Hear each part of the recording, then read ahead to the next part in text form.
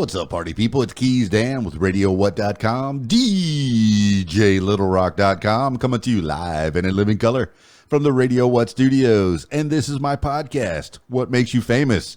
It's an extension of the RadioWhat.com internet radio station that I've been running for quite some time. And if you need DJ services, where do I always send you?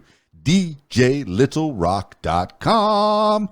Once again, DJLittleRock.com. Check availability and get a free price quote, and maybe you can have me at your next event. You know I like to party with the people. The people need to be entertained. Let me entertain you. Are you not entertained? Speaking of entertainment, today on the program, I got Codie Westwood.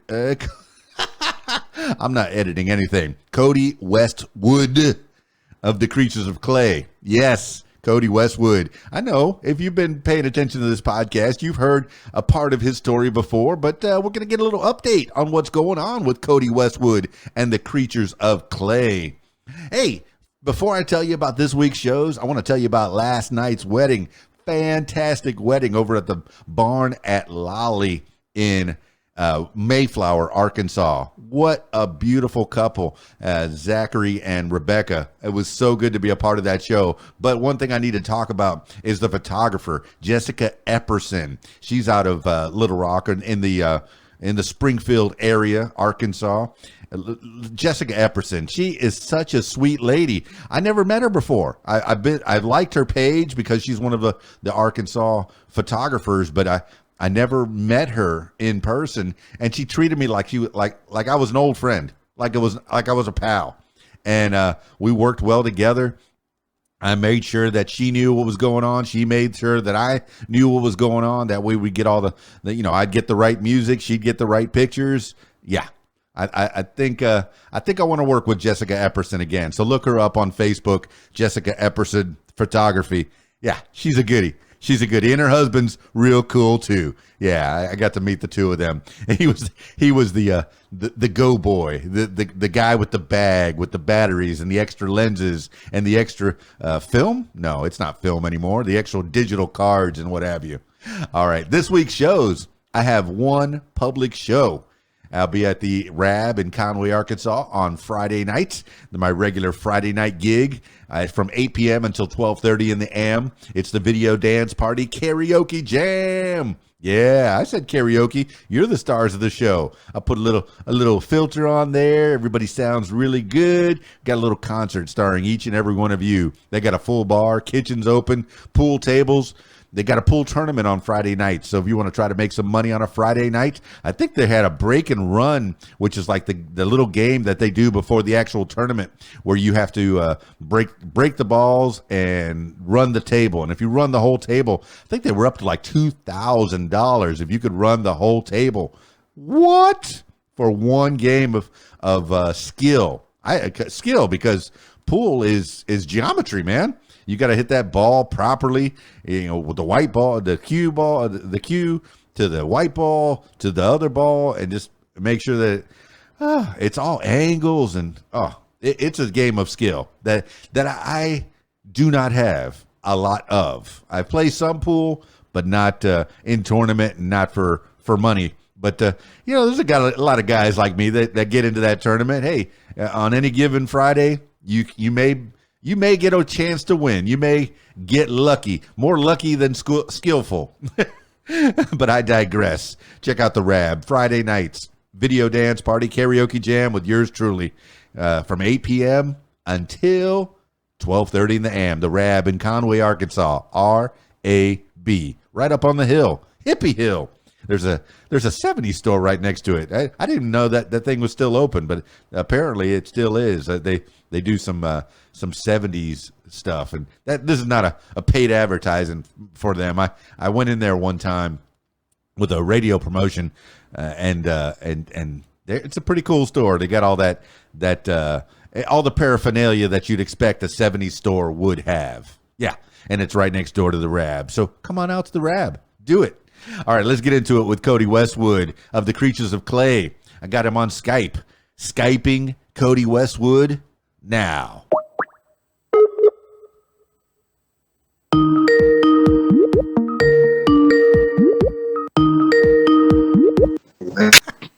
You ready, bro?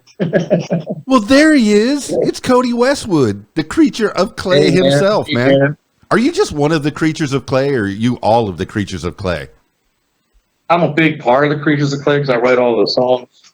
Um, my buddy John, he's the guitar player. I'm a guitar player. He plays bass. I play little drums. He plays drums. He plays keyboards. I play a little keyboard. So it kind of works out pretty good. Well, cool, man. He's a So, what brings you out here he's on a a, lazy Sunday? You know, usually I save my Sundays for rest and relaxation. What does a Codie yeah. Westwood do on a Sunday Hey, usually? are you hanging out with your family? Yeah, yeah, man. What do you do on a Sunday when you're not doing one of these things? Well, I usually don't do it on Sunday. I've been extremely busy. I appreciate it. I'm like trying to move and I'm, I don't know where I'm going to go yet. I have a couple options. I'm just, just kind of going like crazy between regular work and music. Music's been filling up a lot. Doing a lot of interviews and been selling downloads. I'm just thinking a lot of artists say, I don't sell downloads. And I was like, man, you don't? No, I'm real happy that I do. I feel real privileged and that it's really neat. No, for sure, man. So where are you moving to? From where to where? Well, so I'm living in this area called Nottingham, and Robin Hood doesn't live here, but Nottingham, where? What state? What city? it's Maryland, like Maryland, or however you want to say it. I call it Maryland. I'm a Baltimorean, so I call it Maryland. What is there a different pronunciation for Maryland? No, wait, what? It's really, if you look at it, it's Maryland. Yeah, Like Mary, not Maryland. yeah, Kind of just, yeah, we don't say it correctly. yeah. It's always been Maryland, and I know I'm in the state of Arkansas, and if you say it Arkansas, I think it's still on the books. You can get some kind of a fine. It's so funny how pronunciations work that way. We have a city called Searcy, Searcy, and if you don't say Cersei, it's bad. And then there's like El Dorado, and it's El Dorado in Espanol, it's Spanish, El Dorado, city and states. So Nottingham, Maryland. Where are you thinking about going? I haven't decided. I might move up the line up in Pennsylvania, or I might get closer towards Frederick. I haven't made up my mind yet. So why are you easing out of Nottingham? What's bad and what's good about it? Well, the COVID hit everybody so bad. People were making new things. I was sharing a house, but the person decided that they actually lost their job, so they're going to have their family members move in, and so it's like, all right, move on. I guess blood is thicker than water, right? Cody's family's in, Cody's out. Yeah, what are you going to do, man? You know what I mean? Yeah, man, we thrive, we survive, we live. Hey, luckily you're selling some downloads. A lot of artists they have problems selling those downloads, selling their music online, or even in actuality. The only way that musicians are making money now is live music. Playing live shows. Have you been able to play one live show in the last year? Well, because of the band, it's just me and another guy. He's in tons of bands. He plays out all the time, but I don't get a chance. Being a cover band, of course, if I had the time, play bass. I used to play bass for a lot of cover bands. It's just I just don't have the time. I'm so busy doing other things. So every now and again, there'll be a party or somebody will invite me to play out. 'Cause I'm a solo act right now. I mean, I kind of doing it backwards. Like, you do all the recordings, and if something hits, and so I was on another thing that some of these people got signed on these podcasts. It's listening. It's like, it's interesting out there. It's not easy, man. Music's hard and it's very inundated with tons of artists. Like, I've never heard so many. I mean, there's really great people out there. It's amazing. Yeah, now with the internet and everybody can get their own equipment for about $1,000. You can get your own recording equipment. A nice microphone with an interface and a computer. And you can make at least a demo that's presentable that you could take to maybe a record producer or even one of the clubs to say, hey, I want to play for you. Here's my demo. Yeah, at least you can do that in your house. Do you have the ability to record completely and master, mix everything at your house, or do you have outside people that do that? John owns a studio. It's Secret Sound Studio. It's here in Maryland. And that's where I go. I go over there and actually pay the man. So, but I think studio quality is the way to go. A lot of, you're not an engineer. Most people, musicians, they're really not engineers. I'm not an engineer, but I know what they're doing most of the time because I've been around it for so long. Recording is my favorite thing. I'm a recording artist more than I play out. Because if I was famous, I'd be playing out. So that's how I would look at it. If I was not famous, or I was known. How about not famous, but at least known enough to bring a crowd that you could have a paycheck. Right now, if I went out and played, I'd be broke and starving to death. Yeah, I mean, but that's the hustle, right? You got to keep playing and playing and playing, and pretty much for free for the first year, 2, 3, 4, 5 years, and then all of a sudden, people know all of. It's like, oh, they can steal it. Good, let them steal it. Have my name on it. I mean, people are afraid to get their music played. I go to bars, I go to DJs. I have DJs playing my music. Like yourself, I'm on your station, man. I appreciate it. It's awesome. I'm on, got 11 songs out, and every single one of them has been on internet radio. So I feel real humbled on that. It's like, oh, that's cool. Because a lot of artists can't do that. Yeah, I mean, it has, as far as that goes, I mean, you're not making any money off of people playing your song on the internet. The only thing that does, I mean, on my station, and I know a couple other stations, at least it tweets you, and then you have something to retweet and maybe talk about, and maybe it starts the discussion, and maybe you have some more people talking about you. Codie Westwood, the Creatures of Clay, the band, that you're a bassist, and you're going solo. Do you take your bass and play and sing with the bass, or do you have an acoustic guitar that you play with? I play my acoustic guitar for writing my songs, unless there's one song I'll be coming out later on. I don't know when, but it'll be coming out. There's a song that has just a bass line. I'll be playing the bass, and then singing with that one. It depends on the song. If the bass is real intricate, and that's kind of hard to sing, but I like playing acoustic guitar for writing all my songs. I figure if it sounds good on an acoustic, it's going to sound good when it's electrified. What kind of a guitar do you play? What kind of acoustic? So the people know what the Codie Westwood sound is being put on. I have a little bit. I don't use the actual acoustic guitar. I use a Takamine that John has in his studio. He has a lot of available guitars, from Gibson to anything you want. And you name the guitar, it's there. What is a Takamine? It's a Japanese guitar. No kidding. A regular 6-string guitar, but made in Japan. Yeah. Is it flat on the top? Is it rounded? How does it look? It's rounded and all. It looks like a regular guitar, but it's got such a nice sound to it. And I use that sometimes on the acoustic. I just use that one on when the new one, So Entwined. That was that song we put that together. I played it on. I have a Yamaha that I use too. This really old Yamaha. I think this thing's like 35 years old, and I just jam out with that thing. I beat it up so that way I don't really destroy any other guitars I have. Well, not being a guitarist myself, knowing that guitars are old, but unless they're played, they don't get that warmth, that feeling. That's what musicians keep telling me. You can have an old guitar that's 35 years old, but still brand new in the wrapper. It's still going to sound like a brand new guitar. But unless you've been playing it for those 35 years, have you been playing that one Yamaha for 35 years? Pretty much. That's pretty cool. Long. I've had that thing for a really long time, ever since I was a kid. So, well, where'd you pick that thing up? Somebody owed me money, and he said, "I got a Yamaha guitar." I mean, it's not the best thing, but it stays in tune. I like it because it stays in tune. I can tell when it's out too. It's not out by far, so I kind of like it. It's just a pickup guitar. It lays around.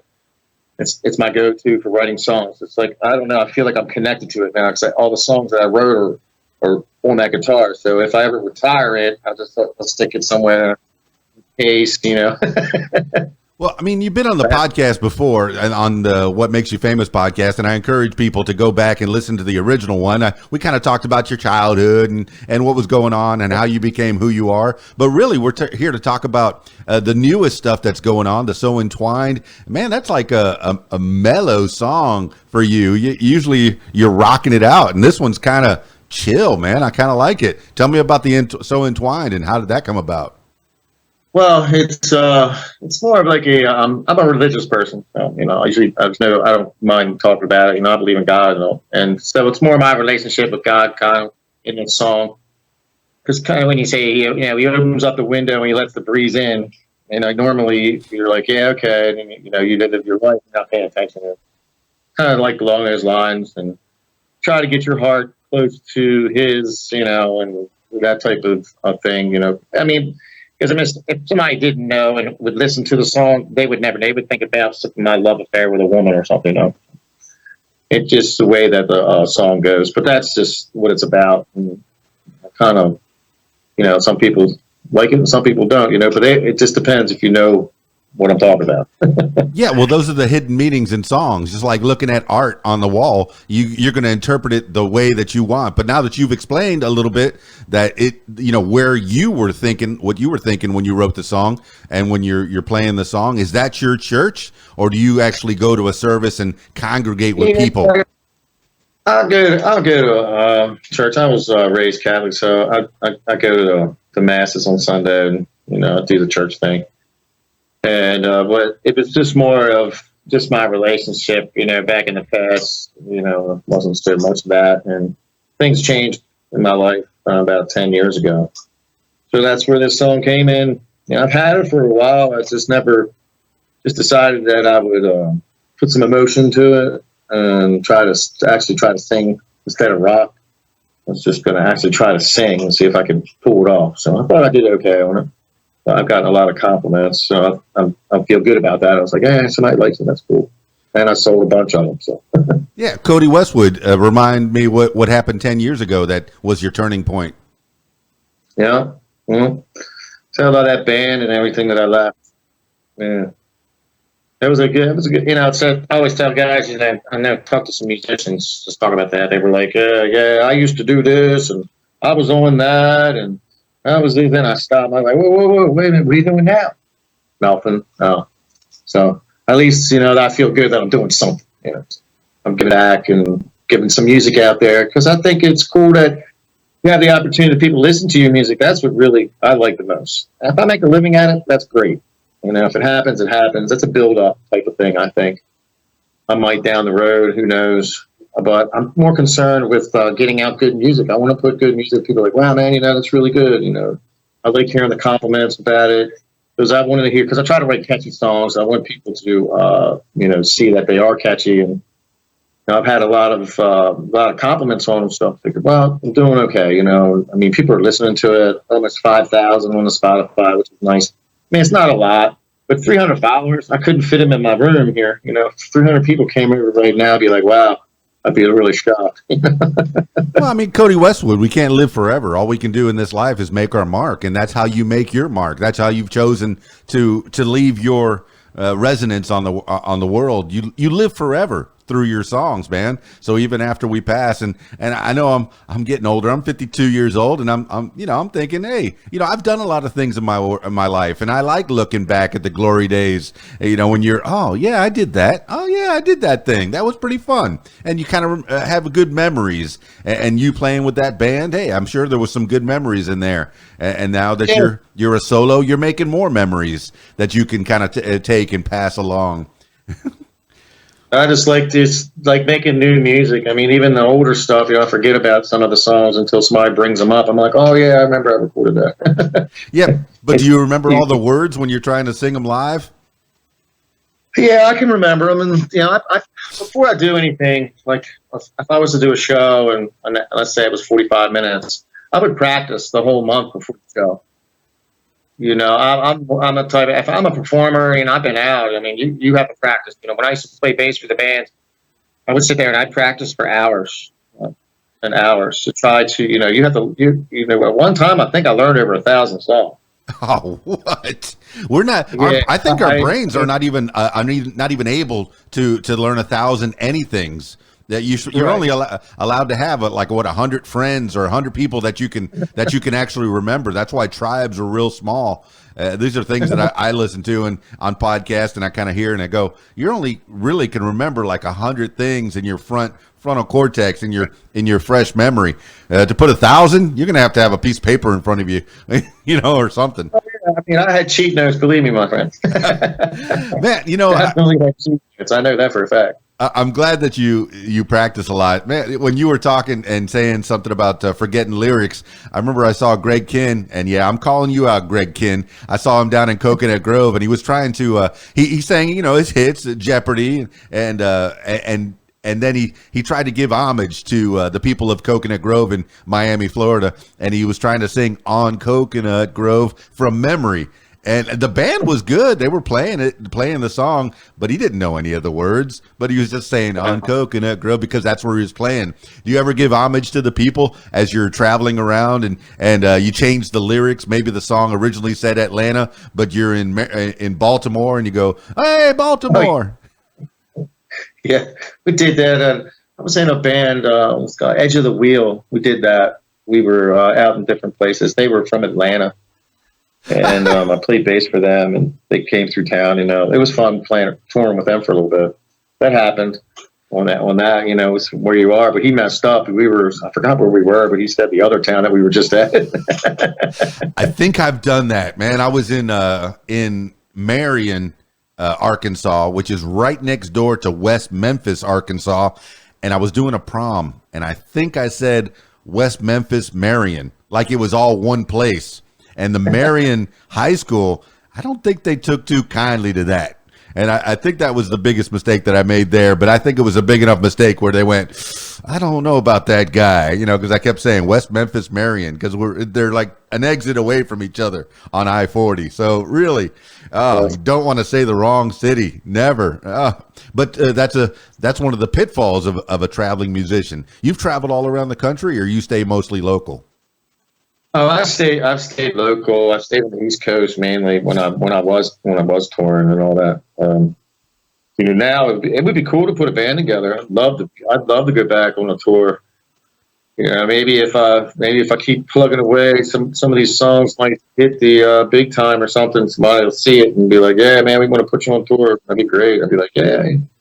Yeah, it'd be good to have Creatures of Clay on a festival of some kind where you kind of tour fairs or stadiums or I don't know. What are you open to? Do you want to? I'm open to anything. It would be awesome to like put the band together. Because I know a bunch of guys, but everybody wants to get paid and everything, and I'm not. Like I said, I'm not known that well. So, but if I were to get known, and all of a sudden you start having, you're able to go to a state and be able to pull maybe say 2,500 people into your venue. That would be awesome, because then you could pay your guys, and you wouldn't have a problem. Yeah, it's just a matter of having a certain amount of people, because it's like if you go out now, nobody knows who you are, and it's going to take probably a good 10 years to get out there, probably, And then put the band together. None of my guys want to play for free because they're all professional musicians. Yeah, Codie Westwood. That's why you keep putting these things out there. You keep on doing these podcasts and putting little videos of yourself out there and promotional videos. And you got Veronica over there with her promotions as well. And funny, we figured out her last name's the same as mine. Gilson. Oh, get out of here, really? Yeah, Veronica Gilson. And then I don't know if we're related, maybe way back when. Probably related somewhere. But yeah. Somewhere. That's pretty neat because she told me that she was I guess she's related to one of the General Lee from the Civil War, the major guy. Yeah, she said that that family is she's part of that. So Robert E. Lee, right? Yeah, Robert E. Lee. Yeah. Huh, how about that? A general of the Confederate Army. You might be related to him there, my friend. maybe. I've been trying to figure out my heritage for a long time. I have roots like a radish. My wife's got roots like an oak tree, where she could find her ancestry back in the United States into the early 1800s. And me, wow. I go 2 generations back, and Ancestry.com says, nope. Don't know anything more about you. I know your grandma, and that's it. So I mean, how far back can you take your roots? Do you know when your people came to the United States? Yes, it's back in let's see, my mom's side was around the 1800s. Where did they land? Do you know? That I never found out. My dad's parents. I found that was in the 1800s also. They came in from Italy, and they came in and I guess in New York, I guess Ellis Island, because that was I think that was it. Well, Westwood doesn't sound like an Italian name. Did they change it when they came over to Ellis Island? I know my stepdad, his people came over in like early 1900s, and it was Sanchez, and he changed it to Sanders. They changed it back then. They don't remember names. I mean, they had to change their names and things like that because, but to get it, but the guy, when it didn't work out too good, whatever that was, it was too long. They ended up, but plus there was been, there's English in the family, there's Irish. So it goes back to so many things. I'm definitely a melting pot of people. I know that. I think that's it, man. You've touched upon something that, in the United States, and man, racism is like that, man. We're not one thing. I have, Cuban and Irish and Italian, all up in my family. And I know that some of my first cousins are as black as midnight, man. And so I'm like, well, I guess we got a little bit of everything in there, and I passed for a white guy. Well, So I didn't realize it. I mean, even in there was Morocco also, I think, in my family. So, and there was Greeks. There was so many, like my sisters and some all came out. I mean, there was so many different things. It was like it's like 3% Morocco and stuff like that. It's like, yeah, so I might not have black skin, but it roams and it's there. And so we're all one. This shows just that we're all really one. yeah. There is no racism, I believe. Most people in general are really cool. Yeah. I mean, and help. I was born into a Catholic family, and I learned how to sit, stand, kneel, sit, stand, kneel, sit, stand. It was a good aerobic exercise. But I remember, man, in the Catholic, I went to Catholic school through sixth grade. Maybe it was second through sixth grade, because first grade I did half of that in public school. But what did you learn? As a Catholic growing up, did you go to a Catholic school? Man, I didn't really care about all that stuff, man, when I was growing up. Man, rock and roll, sex, drugs, and rock and roll, my man. I mean, that's the way it was, and back then. And I didn't believe in all that stuff. The sitting down, up and down, and all that communion and everything. I didn't fall back into that till later. Like I had a revelation of something that happened to me. So it's kind of personal. I don't really talk about it that much. Yeah. But that's why I came. That's why I came back. There were some things that happened to me and I've seen, and that were like, most people would probably think I'm nuts, but I wouldn't. That'd be a conversation that maybe you and I have some other time when nobody's around. I don't mind people knowing that. I don't know if there's a God. I don't know if there's not a God. I can't tell you for sure if there is. Does that make me? They put me in a box of agnostic? Maybe. I don't know. I just don't know. I can't tell you. People are people. I just look at, I just say, I'm spiritual, and I just work it in my way, how I feel. Everybody has their direction. It's up to you to make a decision on what you want to do. That's why they call it free will. And if you don't, they used to in the old Catholics, they used to fear preach you, which was I think is ridiculous. Like, oh, you're gonna burn. So that's wrong to feel that way. I don't think you should be that way to people. So I never really, there's people that talk about, well, what about this? What about that? I said, well, you need to go find out for yourself. I can't speak for me, for you. You do what you feel inside, what you want to do. Yeah. I don't really tell anybody what to do because I don't want to be that person because I can barely do it myself. So what makes you think I'm going to help you out? Right. I get it. And in my search, for religion or for spirituality or whatever, I've been through the gambit. I dated a Jewish girl. I went to synagogue. I dated a Jehovah's Witness girl. I went to Kingdom Hall. I dated a Baptist girl. I went to Baptist, and just going through. The thing that was synonymous with all of it was the social gatherings, the fellowship. Of getting together with people and just being nice. Be nice to each other. Now, some of the churches, there was some old biddies, and they go, "Ooh, you shouldn't be doing that. You shouldn't be doing that." Well, you got to look at yourself. If you're telling me that I shouldn't be doing that, it probably means that you're doing it, or at least thinking about doing it. So the hypocrisy. Judgment. It's funny you say it. I think judgment. Most people like to judge people all the time, and and judge could be judging them wrong, no, but I try not to judge people. I mean, if you tell them like what they're doing is not your business anyway, first of all. Second of all, if you do see something, you'd be like, man, I didn't know you were into that, man. That's weird. No, Hey, we all have our little idiosyncrasies, our little peccadillos where, man, Yeah. should I be doing this? And if there's one of the things that my little brother likes to say, if there is a doubt, there is no doubt. And I've taken that from him. I know that's from somebody else as well. But, Sure. if you have a doubt in your mind, whether you should be doing something, you probably shouldn't be doing that thing. So, just try to be nice to people. And yeah, go ahead. Look, I look at it like this. Hey, look, I don't kill anybody. I don't steal from anybody. And I don't beat anybody up, and I just kind of keep to myself, And if you can follow those rules, man, you can get along with just about anybody. Penn Jillette, the magician, Penn and Teller, he's a famous atheist, and he says, I rape as many people as I want, which is 0. I kill as many people as I want, which is 0. I steal from people as many as I want, which is 0. Just try to be a nice person. Right. Yeah, like I said, in general, most people are just nice. You put a smile on your face, you see a smile, you help out an elderly lady. And a funny story, I went to the store, speaking of elderly lady, and we had these cicadas here this time, and it's terrible. And the cicada landed on this lady's back. And I said, oh, I'll get that for you. And then it landed on her butt. And I was like, oh, I can't go there. I've been waiting for these cicadas, and here in Central Arkansas, I haven't seen any, or I really haven't paid attention to any. I did a wedding last night at a barn in Central Arkansas called the Barn at Lolly in Mayflower. There were flies around that place, but I knew that the cicadas were coming out this year. This is like the 17th year. Then you got them all in that area in Maryland. They're really locusts. Have you ever seen one before? You know what a locust is? It's kind of like the same type of deal, except this kind comes out every 17 years, and they're red. They have red eyes, and they're really ugly looking.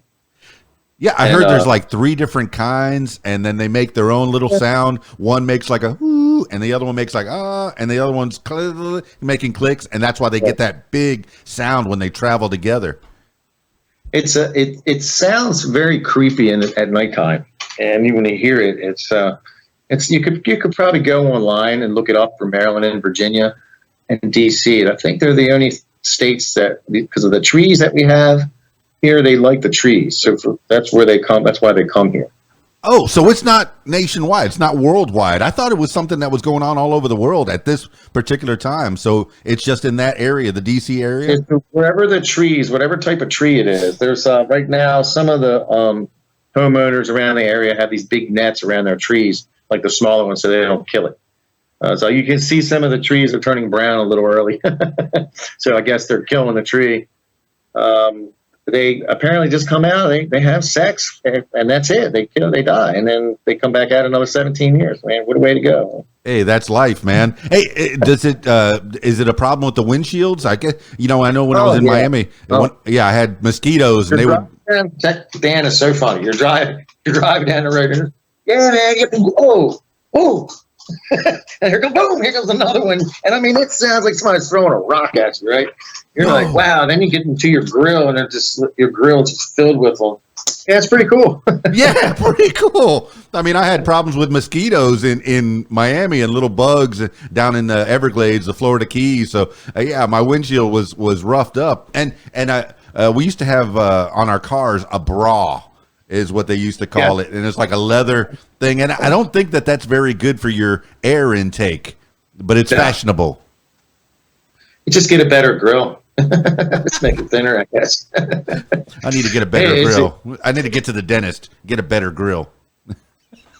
So you play out? You do a lot of DJing now? Oh my goodness, I do these podcasts maybe Monday, Tuesday, Wednesday, and then Thursday, Friday, Saturday is DJing and playing music. And usually I try to slip in some of the new songs that I've been putting on RadioWhat.com, such as yours. And then they'll go, hey, who is that playing? I go, oh, that's Codie Westwood with Creatures of Clay. Go check him out, you know, and that's my job as a DJ. I don't play any instruments. I had guitars, I have a piano, harmonicas, plenty of musical instruments in the house. My 15-year-old daughter is really good at playing music. But me, my gift has always been to promote other people, and that's what, you know, what I get to do for you, Codie Westwood, with the Creatures of Clay, is promote other people. And when I was in the clubs in Miami, I would take these new albums that people would give me, you know, artists such as yourself, and they would say, hey, would you listen to this and maybe play it at the club? No problem. Take the vinyl and take a listen to it at the house. Oh, I like that. I think I know where I can fit that. Boom, take it out to the club,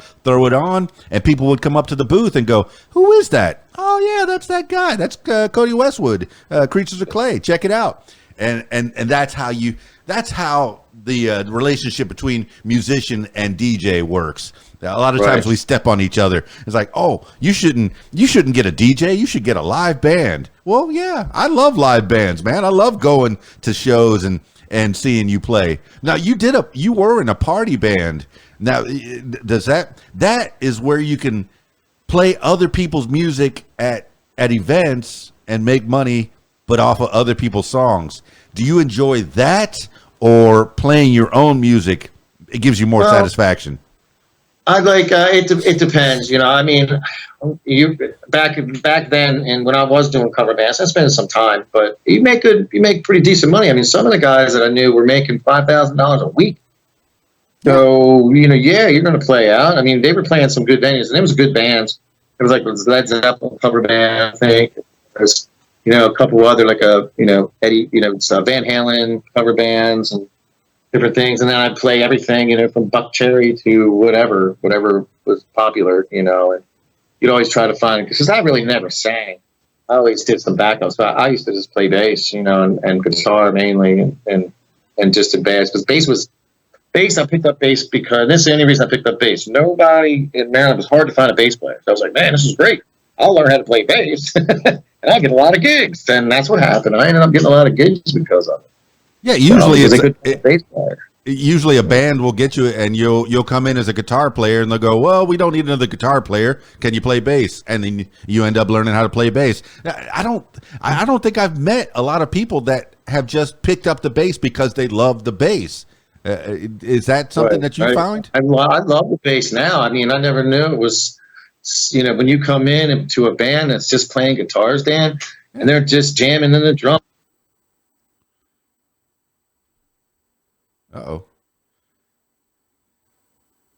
You still there? Oh, okay, there we go. And when you come in and they're playing guitars and they're just jamming with the drums?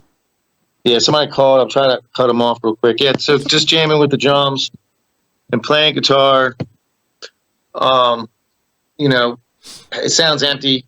So bass comes in, it's like boom. Everybody's like, yeah, you know.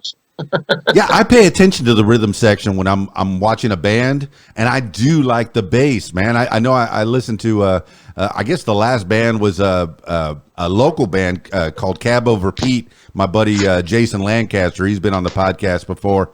He plays guitar with them, and I watched the bassist, and he's got like the best bass face. They just making those faces, sticking the tongue out. Do you get crazy like that? Because I see Flea and well, okay, I guess two different. You got Flea on that side of the spectrum, and then you got Sting on the other side where he's more refined. You know, when he's playing his bass. When you're playing that, it just depends. I used to dance a lot and do some Elvis Presley stances and stuff. Well, I mean, do you just kind of like dance, moving the bass? You have it up in the air or something, you know. I used to, when I was on stage, I loved playing like Rams Head Live over here. They had a great stage. It's a lot of fun being on that stage. The smaller stages I like, but I've never been like a stadium. Now that'd be something I'd like maybe in the future if that ever came about. That would be wild. Man, one time I was at the Hollywood Miami Speedway. And I was playing music, and they had bands, and it was before the NASCAR Nextel Cup 2005. Yeah, I think it was 2005. 70,000 people, man, just right in front of you, listening to your music, just having a good time. You're creating that feeling. 70,000 people, even, just, all that comes right back to you. You feel the energy coming back and forth, right? It's symbiotic. Oh, yeah. When you're playing one of your Creatures of Clay songs for somebody, even at a local venue where you have maybe 50, 60 people there, you get a feeling, right? Oh, yeah. Oh, yeah.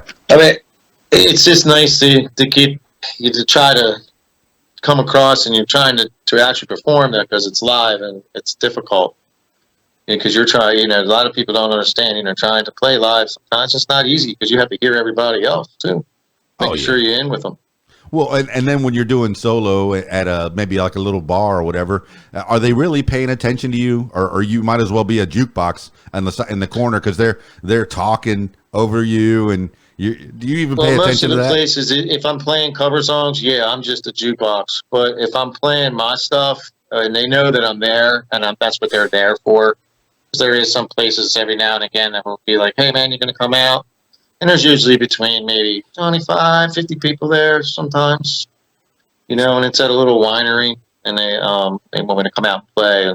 And, so they'll be listening to me because they like, it's all about getting fans. I'm not a big deal on following bands. Yeah. Seems like lately that's all that follows me. I like fans. Bands are cool, man. I get to hear their music and all, but I like people that are not in a band. And they listen to my music and follow me. They're people that I like the most.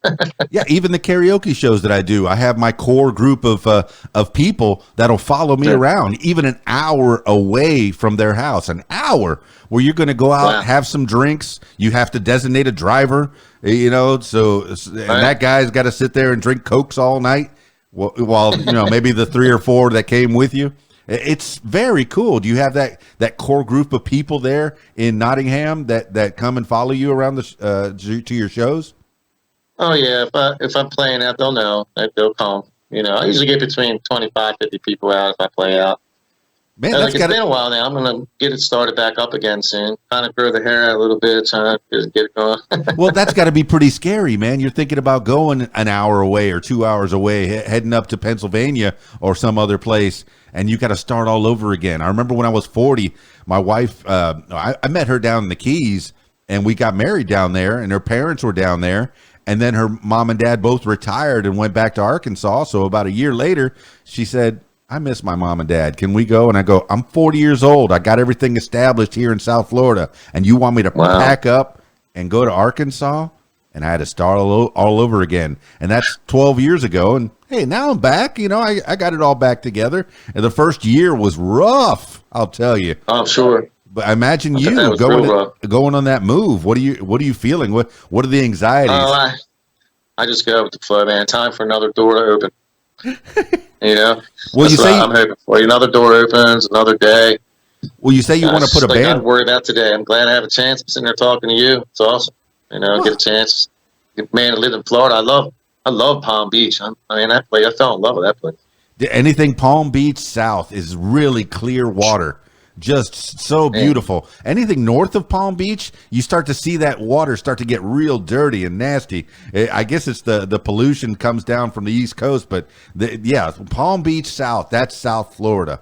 Everything else from Palm Beach North is not even South Florida. It's not even Florida. It's like South Georgia or South Alabama. That's right. We kind of, because there's a lot of farmlands there, but the city part. Well, I've done a lot of parties in West Palm, and I enjoy that a lot. But you say you're trying to put a band together, put it out to the universe. What are you looking for? And are you going to wait until you get to where you're going to put that band together?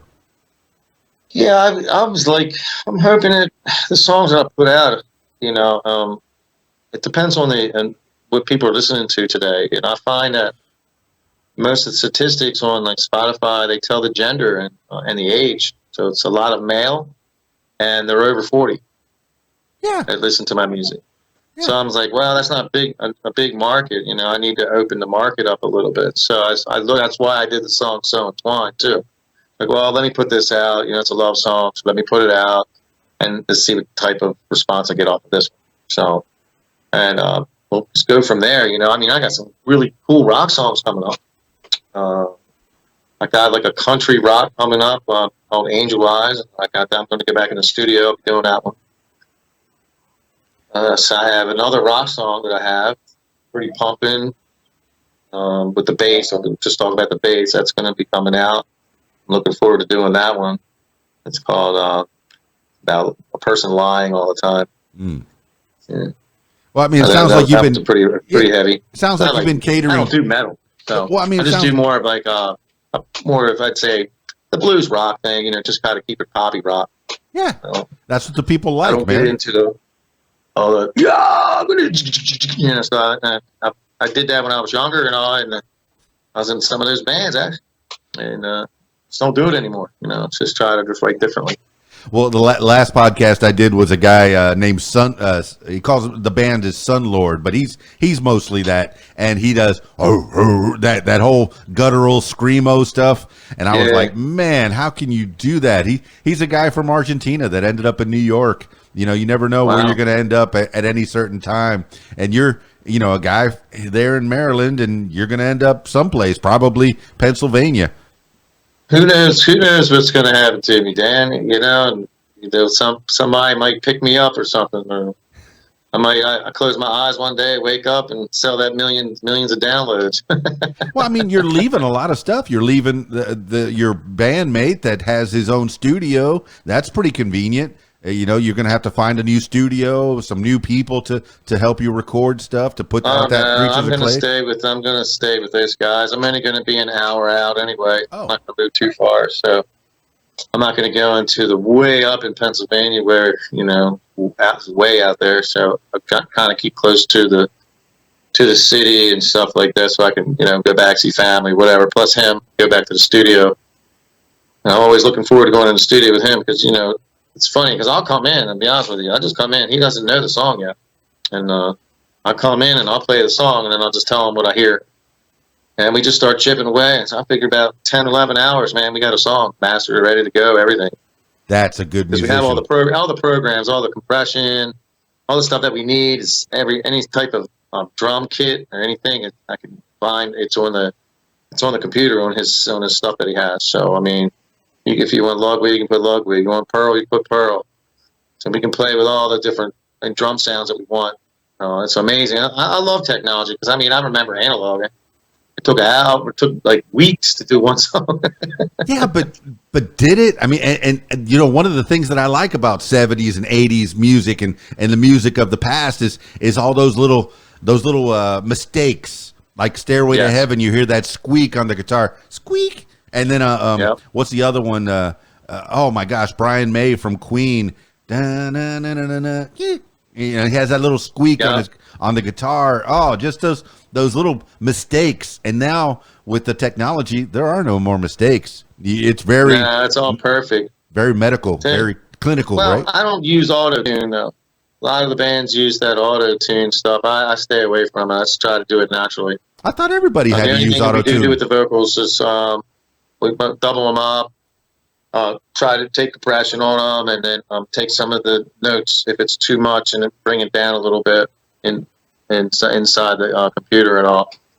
But other than that, same with the guitars. We hear something, we take it down, put it up. It's kind of cool, man. I like doing it like that because you can make it perfect. The song's perfect when it gets done. Yeah, I pretty much thought everybody used auto-tune to a certain extent. Maybe not like Cher or T-Pain, really overdid it in their 80s and 90s songs, but and that just created a whole nother sound that you really can't recreate live. That's the one thing about. It sound like chipmunks to me. Yeah, one thing about not using it so much, using it lightly, is when you're live, you could sound more like the record, which is what people want. Is to most of the time. Me, I like to hear a different take on the song when I'm listening to them live. I don't want to hear the exact same thing that was on the record. I want to hear something a little bit different. Maybe you'll get a different take on the song. When you're in a band, and it's the energy of the band that you put out. Like even if you listen to AC/DC, of course they're not going to sound exactly, with Brian Johnson. No, I'm not going to say anything bad about him, but he's good to take over. But back in the day, listening to like Bon Scott when they were out there, they were. That's why he's my favorite frontman. Because I said, man, he just had to deliver. like really knows, they even know how to like deliver it. And some of these bands today, there is no really like bands that can deliver. I haven't seen anything come up where, except for K-pop. You know what's funny is those guys work hard, bro. Those Yeah. K-pop guys do. There's a reason BTS is one of the most popular bands in the world, man. Yep.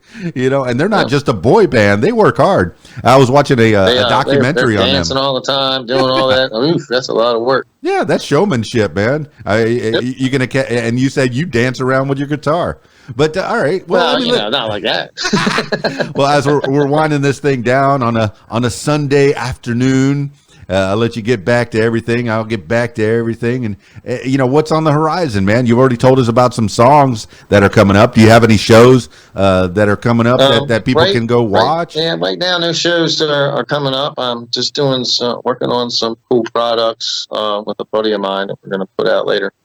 Something totally different. I'm always into entrepreneur things. So, well, give the people a taste, man. Any other side gigs, side hustles that you want to promote?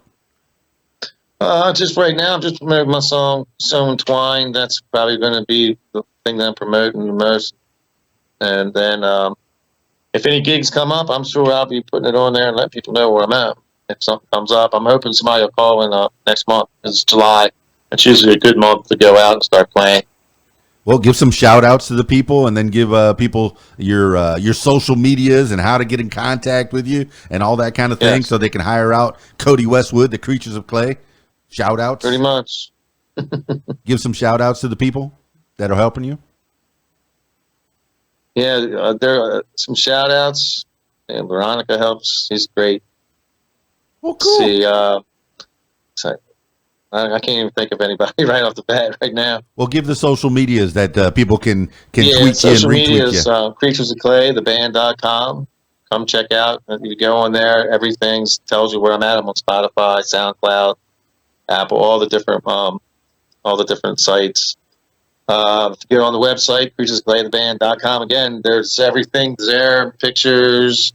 I think even the archives from the last show are on there. And this will be on there too. Any merchandising?